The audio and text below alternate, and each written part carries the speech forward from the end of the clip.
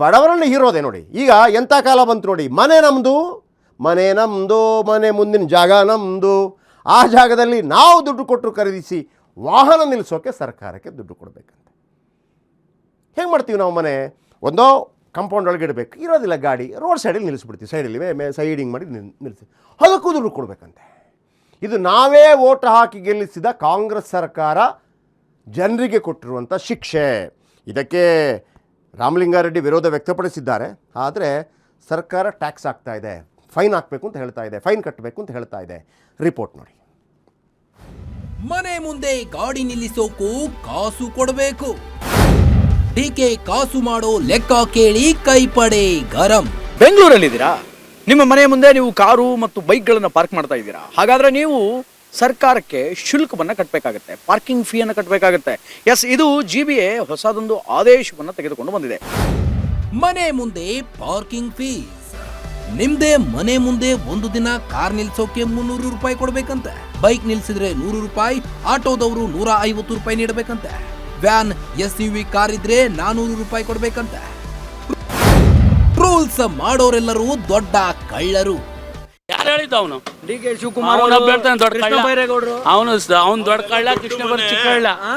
ನಾವೆಲ್ಲ ಅವ್ರು ಒಳಗಡೆ ನಿಲ್ಸ್ಕೊಂತಾರೆ. ನಮ್ದು ನಮ್ಮ ಹತ್ರ ನಾವು ಬಾಡಿಗೆ ಮನೇಲಿ ಇರೋದು, ನಾವು ಈಚೆನೆ ನಿಲ್ಸ್ಬೇಕು, ಇಲ್ಲಾಂದ್ರೆ ಅವರೇ ಜಾಗ ಮಾಡ್ಕೊಟ್ಬಿಡ ಕೇಳಿ. ಈಗೇನು ಪಾರ್ಕಿಂಗ್ ಅವರೇ ಮಾಡ್ಕೊಡ್ಬೇಕು ಜಾಗ? ಮತ್ತೆ ಹಾಗಾದ್ರೆ ನೀವು ರೆಸ್ಪಾಂಡ್ ಮಾಡಿ. ಎಲ್ಲಿ ಬೈಕ್ ನಿಲ್ಲಿಸಬೇಕು ಅಂತ ಅವರೇ ಹೇಳಲಿ. ನಮ್ಮನೆ ಮುಂದೆ ಕಾರ್ ನಿಲ್ಸ್ಕೊಳಕ್ ನೀನು ಚಾರ್ಜ್ ಮಾಡ್ಬಿಡ್ತೀವಿ ಅಂತಂದ್ರೆ ರೋಡ್ ಟ್ಯಾಕ್ಸ್ ಏನಕ್ಕೆ ಕಟ್ಟೋದು? ಓಡ್ತಾನೆ ಇರ್ಬೇಕಾ ಕಾರ್? ಆಗಾದ್ರೆ ಪಾರ್ಕಿಂಗ್ ಮಾಡ್ದಲೆ ಫ್ರೀ ಪೆಟ್ರೋಲ್ ಕೊಡ್ಲಿ, ಓಡಿಸ್ತಾನೆ ಇರ್ತೀವಿ. ಅಲ್ಲ, ಪಾರ್ಕಿಂಗ್ ಮಾಡಕ್ಕೆ ಅಂತಾನೆ ಒಂದು ಏರಿಯಾ ಕೊಟ್ಬಿಡಿ, ಆ ಏರಿಯಾದಲ್ಲಿ ಪಾರ್ಕಿಂಗ್ ಮಾಡ್ಬಿಡ್ತೀವಿ. ಸೈಟ್ ಫ್ರೀ ಗೌರ್ಮೆಂಟ್ ಇಂದ, ಅಲ್ಲಿ ನಿಲ್ಲಿಸ್ಕೊತೀವಿ.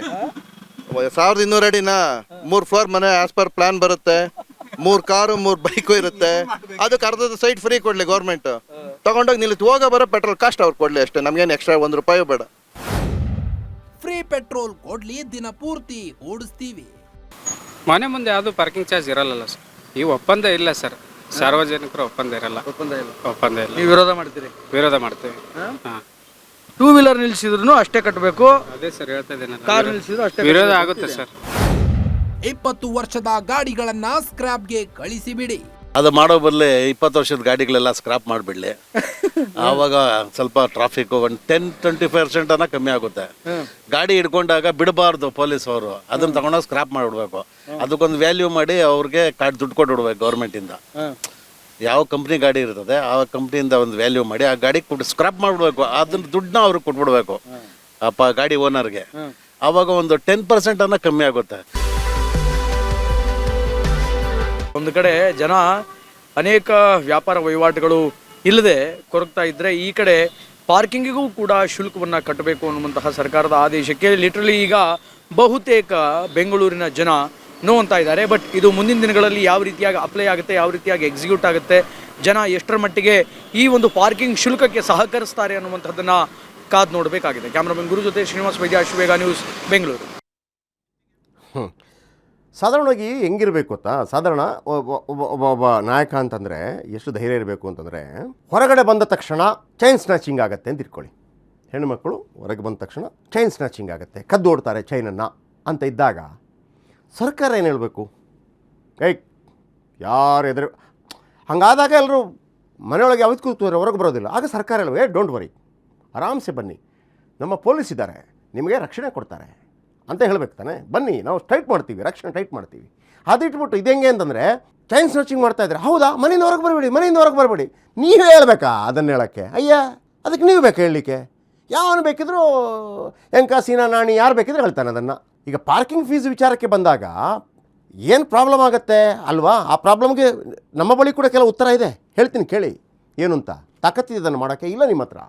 ಕರ್ನಾಟಕ ಸರ್ಕಾರ ಏನು ಮಾಡ್ತಾ ಇದೆ? ಪಾರ್ಕಿಂಗ್ ಫೀಸ್ ನೀವು ಕೇಳ್ತಾ ಇದ್ದೀರಿ. ಗ್ಯಾರಂಟಿ ಯೋಜನೆಗಳಿಗೆ ಕೋಟಿ ಮೀಸಲು ಹಣ ಹೊಂದಿಸಲು ರಾಜ್ಯ ಜನರಿಗೆ ಆಗ್ತಾ ಇಲ್ಲ. ನಿಮಗೆ ಗ್ಯಾರಂಟಿ ಯೋಜನೆಗೆ ಮತ್ತೆ ಯಾಕೆ ಮಾಡಬೇಕಾಗಿತ್ತು? ಅಧಿಕ ಪ್ರಸಂಗ ಯಾಕೆ ಬೇಕಿತ್ತು? ಕೇಳಿದ್ರೆ ನಿಮ್ಮ ಹತ್ರ ಗ್ಯಾರಂಟಿ ಕೊಡಿ ಅಂತೇಳಿ ಕೇಳಲಿಲ್ಲ ನಿಮ್ಮ ಹತ್ರ. 5 ಗ್ಯಾರಂಟಿ ಯಾವುದಾದ್ರೂ ಒಂದು ಮಾಡ್ಬೋದಾಯ್ತಪ್ಪ. ಈಗ ನೀವು ಏನೋ 200 ರೂಪಾಯಿ ಏನು ಕರೆಂಟ್ ಉಳಿಸೋದಂತೆ 300 ರೂಪಾಯಿ ಟ್ಯಾಕ್ಸ್ ಹಾಕೋದು, ಯಾವನು ಬೇಕ್ರಿ? ಕೋಟಿ ಹಣ ಹೊಂದಿಸಲು ರಾಜ್ಯ ಜನರಿಗೆ ನೀವು ಶಾಕ್ ಕೊಡ್ತಾ ಇದ್ದೀರಿ. ಸರ್ಕಾರದ ಬೊಕ್ಕಸಕ್ಕೆ ಹಣ ತುಂಬಲು ಉಪಾಯ ಮಾಡ್ತಾ ಇದ್ದೀರಿ. ಯಾವನಿಗೆ ಬೇಕಿತ್ತು? ಈಗ ಫ್ರೀ ಕೊಟ್ಟಾಗ ನಾನಂತೂ ಸಪೋರ್ಟ್ ಮಾಡಿದ್ದೆಪ್ಪ, ಸಿಗಲಿ ಬಿಡ್ರಿ ಬಡವರಿಗೆ ಅಂಥೇಳಿ. ಆದರೆ ನೀವು 2,000 ರೂಪಾಯಿ ಕೊಟ್ಟುಬಿಟ್ಟು ನೀವು 1,500 ರೂಪಾಯಿ ಗಾಡಿ ತೆರಿಗೆ, ಮತ್ತೊಂದು ಮನೆ ತೆರಿಗೆ, ವೃತ್ತಿ ತೆರಿಗೆ, ಆದಾಯ ತೆರಿಗೆ, GST, ಈಗ ಮನೆ ಮುಂದೆ ಕಾರ್ ನಿಲ್ಲಿಸಿದ್ರು ಫೈನ್, ಆಮೇಲೆ ಟೋಲ್ ಕೊಡಬೇಕು, ಟ್ಯಾಕ್ಸ್ ಹಾಕಬೇಕು, ನಾಗರಿಕರಿಗೆ ದಂಡ ಹಾಕಲು ಮುಂದಾಗಿದೆ DK ಸರ್ಕಾರ. ಸಾಹೇಬ್ರೆ, ನಿಮಗೆ ಕೆಲವು ಐಡಿಯಾ ಕೊಡಲ ನಾವು. ಒಂದು ಕಂಡೀಷನ್ ಹಾಕಿ, ಕಾರ್ ಖರೀದಿ ಯಾರೆಲ್ಲ ಮಾಡೋಕ್ಕೆ ಬರ್ತಾರೆ ಅವ್ರಿಗೊಂದು ಷರತ್ತು ಹಾಕಿ. ನೋಡಪ್ಪ, ನಿನ್ನ ಮನೆಯಲ್ಲಿ ಕಾರ್ ಪಾರ್ಕಿಂಗ್ ಮಾಡೋದಕ್ಕೆ ಜಾಗ ತೋರಿಸ್ಬೇಕು, ಆಗ ಮಾತ್ರ ನಿನಗೆ ಕಾರ್ ರಿಜಿಸ್ಟ್ರೇಷನ್ ಮಾಡೋಕ್ಕಾಗತ್ತೆ. ನಿಮ್ಮಿಂದ ಆಗಲ್ಲ. ಈಗ ಒಂದು ಹೊಸ ಮನೆ ಕಟ್ಟಿದಾಗ ಮಳೆ ಕೊಯ್ಲು ಪದ್ಧತಿ ಅಂತ ಮಾಡ್ತೀವಲ್ವ, ಮಳೆ ಕೊಯ್ಲು ಪದ್ಧತಿ ಇಲ್ಲಾಂದರೆ ಮನೆ ಕೊಡೋದಿಲ್ಲ, ಮನೆ ಕಟ್ಟೋದಕ್ಕೆ ಅವಕಾಶ ಹಾಗೇನೆ ಕಾರ್ ತಗೋತಾ ಇದೆಯಾ, ಕಾರ್ ಎಲ್ಲಿ ನಿಲ್ಲಿಸ್ತೀಯಾ, ನನಗೆ ತೋರಿಸು ಜಾಗ, ಪಾರ್ಕಿಂಗ್ ಜಾಗ. ಇಲ್ಲಾಂದರೆ ರಿಜಿಸ್ಟ್ರೇಷನ್ ಇಲ್ಲ. ಬಟ್ ನಿಮಗೆ ರಿಜಿಸ್ಟ್ರೇಷನ್ ಬೇಕು ನಿಮಗೆ. ಯಾಕೆ? ಇನ್ನೊಂದು ಕೆಲಸ ಮಾಡಿ, 2 ವರ್ಷ ಕಾರ್ಗಳದೆ ರಿಜಿಸ್ಟ್ರೇಷನ್ ನಿಲ್ಲಿಸ್ಬಿಡಿ ಸರ್. 2 ವರ್ಷ ಎಲ್ಲ ವಾಹನದ ದಟ್ಟಣೆ ಕಡಿಮೆ ಆಗುತ್ತೆ. ಪಾಪ ಒಬ್ಬರು ಹೇಳ್ತಾ ಇದ್ರು 20 ವರ್ಷ ಕಳೆದ್ರೆ ಸ್ಕ್ರ್ಯಾಪ್ಗೆ ಹಾಕಿ ಅಂತ. ಹಾಕಿ, ಏನು ತೊಂದರೆ ಇಲ್ಲ. 20 ವರ್ಷ ಕಳೆದಂಥ ಗಾಡಿಗಳನ್ನು ಸ್ಕ್ರ್ಯಾಪ್ಗೆ ಹಾಕಿ, ಅಂದರೆ ಓಡಿಸ್ತಾ ಇದ್ದರೆ ಮನೇಲಿ ನಿಲ್ಲಿಸಿದೆ ಅಂತ ತಪ್ಪಿಲ್ಲ. 2 ವರ್ಷ ರಿಜಿಸ್ಟ್ರೇಷನ್ ಮಾಡಲೇಬೇಡಿ ಕಾರನ್ನು. ಏನಾಗುತ್ತೆ ಗೊತ್ತಾ, ಬೊಕ್ಕಸಕ್ಕೆ ದುಡ್ಡು ಬರೋಲ್ಲ. ನಿಮಗೆ ಬೊಕ್ಕಸಕ್ಕೆ ಅದು ದುಡ್ಡು ಬೇಕು, ಇದು ಬೇಕು. ಅതെಂಗೆ ನನಗೂ ಇರಲಿ, ನನ್ನ ಅಪ್ಪನಿಗೂ ಇರಲಿ ಅಂತ ಒಂದು ಗಾದೆ ಇದೆ, ಹಂಗಾಗ್ಬಿಡ್ತಿದ್ದು.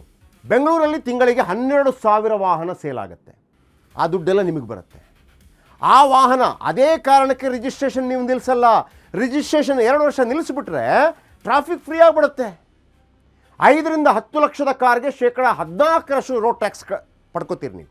ಅಂದರೆ 10 ಲಕ್ಷದ ಕಾರ್ಗೆ 1,40,000 ಟ್ಯಾಕ್ಸ್ ಬರುತ್ತೆ. 10 ಲಕ್ಷ ಬೆಲೆಯ 12,000 ವಾಹನಗಳು ಸೇಲ್ ಆದರೆ ತಿಂಗಳಿಗೆ ಕಾರ್ ರಿಜಿಸ್ಟ್ರೇಷನ್ನಿಂದ ನಿಮಗೆ 160 ಕೋಟಿ ಬರುತ್ತೆ. 160 ಕೋಟಿ ಎಷ್ಟಿಗೆ? ತಿಂಗಳಿಗೆ. ಇದಲ್ಲದೆ insurance, emission test, DL, toll fees ಸೇರಿ ಕೋಟಿ ಹಣ ಸರ್ಕಾರಕ್ಕೆ ಬರುತ್ತೆ. ನೀವು ರಿಜಿಸ್ಟ್ರೇಷನ್ ಬೇಡಪ್ಪ, ಜಾಸ್ತಿ ಆಗಿದೆ ಟ್ರಾಫಿಕ್, 2 ವರ್ಷ ರಿಜಿಸ್ಟ್ರೇಷನ್ ಬೇಡ ಅಂತ ಹೇಳಲ್ಲ. 160 ಕೋಟಿ ಬರುತ್ತೆ ತಿಂಗಳಿಗೆ. ಉಳಿದ ದುಡ್ಡು ಬರುತ್ತೆ ಒಂದು 250 ಕೋಟಿ ತಿಂಗಳಿಗೆ. ಸ್ಕ್ರ್ಯಾಪ್ ಅದು ಹಾಕ್ಸಲ್ಲ. ಆಮೇಲೆ ಟನಲ್ ರೋಡ್ ಮಾಡಿಸ್ತೀರಿ, ರಿಜಿಸ್ಟ್ರೇಷನ್ ನಿಲ್ಲಿಸಿ. 2 ವರ್ಷ ರಿಜಿಸ್ಟ್ರೇಷನು. ನಿಮಗೆ ದುಡ್ಡು ಬೇಕು, ಸರ್ಕಾರಕ್ಕೆ ದುಡ್ಡು ಬೇಕು. ಆಮೇಲೆ ಅಲ್ಲಿ ಪಾಪ ಏನೋ ಗಾಡಿ ನಿಲ್ಲಿಸಿದ್ದಾನೆ, ನೀವು ರಿಜಿಸ್ಟ್ರೇಷನ್ ನಿಲ್ಲಿಸಿ ನೋಡೋಣ. ಗಾಡಿ ನಿಲ್ಲಿಸಲ್ಲ. ಅಥವಾ ಇಲ್ಲಪ್ಪ, ನೀನು ಮನೆ ತಗೊಳ್ಳೋದಿದ್ರೆ ಮನೆ ಮುಂದೆ ನಿಮಗೆ ಗಾಡಿ ನಿಲ್ಲಿಸೋಕ್ಕೆ ಜಾಗ ಇದ್ದರೆ ಮಾತ್ರ ಕೊಡ್ತೀನಿ ಅಂತ ಹೇಳಿ ನೋಡೋಣ. ನೀವು ಅದನ್ನು ಮಾಡಲ್ಲ. ನೀವು ಈಗ ಪಾರ್ಕಿಂಗ್ ಕೂಡ ಫೀಸ್ ಕೇಳ್ತಿದೆ, ಅದು ಕೂಡ ಮನೆ ಮುಂದೆ. ಆಯ್ತಪ್ಪ, ಎಲ್ಲೋ ನೀವು MG ರೋಡಲ್ಲೋ ಮಲ್ಲೇಶ್ವರಂನಲ್ಲೋ ರೋಡ್ ಸೈಡಲ್ಲಿ ನಿಲ್ಲಿಸಿದ್ರೆ ಟೋಯಿಂಗ್ ಮಾಡ್ಕೊಂಡು ಹೋಗ್ತೀರಿ. ಟೋಯಿಂಗ್ ಹೆಂಗೆ ಟೋಯಿಂಗ್ ಹೆಂಗೆ ಮಾಡ್ತಾರೆ ಅಂತಂದ್ರೆ, ಟೋಯಿಂಗ್ ನಿಜವಾಗ ಒಂದು ಹಲೋ ಇಲ್ಲಿ ಗಾಡಿ ನಿಲ್ಲಿಸಿದಿರಿ, ಯಾರಿದ್ದೀರಿ ಅಂತ ಒಂದು 5 ನಿಮಿಷ ಕೊಡಬೇಕು. ಇದು ಹಂಗಿಲ್ಲ, ಕಾಯ್ತಾ ಇರೋದು ಅವನು ಗಾಡಿ ನಿಲ್ಲಿಸಿದ ಅಂತ ಲಬಕ್ಕಂತ ಎತ್ತಾಕೊಂಡು ಹೋಗ್ಬಿಡೋದು. ಆಮೇಲೆ ಈ ಟ್ರಾಫಿಕ್ ಪೊಲೀಸರು ಹೆಂಗಿರ್ತಾರೆ ಅಂತಂದರೆ ನಿಮ್ಗೆ ಗೊತ್ತಾ, ಈಗ ಟ್ರಾಫಿಕ್ ಪೊಲೀಸ್ ಹಿಂಗೆ ಎದುರು ನಿಂತ್ಕೊಂಡ್ರೆ ಯಾರಾದರೂ ಬರೋನು ಕೂಡ ಟ್ರಾಫಿಕ್ ಜಂಪ್ ಮಾಡಲ್ಲ, ಪೊಲೀಸ್ ಇದ್ದಾರಪ್ಪ ಅಂತ. ಈ ಟ್ರಾಫಿಕ್ ಪೊಲೀಸರ ಕಳ್ಳಂತರ ನಿಂತ್ಕೊಳ್ಳೋದು ದೂರಕ್ಕೆ, ಅವನು ಕಾಣದಂಗೆ. ಅವನು ಸಿಕ್ಕಾಗ ಲಬಕ್ಕಂತ ಇಟ್ಕೊಂಡ್ಬಿಡೋದು. ಆ ಪೊಲೀಸ್ ಹತ್ರ ನಾವು ಕೇಳಬೇಕು, ಅಲ್ಲಪ್ಪ ನೀನು ಟ್ರಾಫಿಕ್ ಜಂಪು ಅಂತೇಳಿ ಹಿಡ್ಕೊತಿದ್ಯಾ, ಅಲ್ಲಿ ಹೊಂಡ ಇದೆ, ಅದನ್ನು ಯಾರು ಮುಚ್ಚೋದು? ಅದಕ್ಕೆ ಉತ್ತರ ಇಲ್ಲ. DK ಶಿವಕುಮಾರ್ ಅವರೇ, ಒಂದೋ ಪಾರ್ಕಿಂಗ್ ಪ್ಲೇಸ್ ಇಲ್ಲದೆ ರಿಜಿಸ್ಟ್ರೇಷನ್ ಮಾಡಬೇಡಿ ಗಾಡಿ. 2 ವರ್ಷ ನೀವು ರಿಜಿಸ್ಟ್ರೇಷನ್ನೇ ಮಾಡಬೇಡಿ. ಆಮೇಲೆ ಸ್ಕ್ರ್ಯಾಪ್ ಆಗಿರುವಂಥ ಗಾಡಿಗಳ 20 ವರ್ಷ ಕಳೆದಿರುವಂಥ ಗಾಡಿಗಳನ್ನ ಸ್ಕ್ರ್ಯಾಪ್ಗೆ ಹಾಕಿ.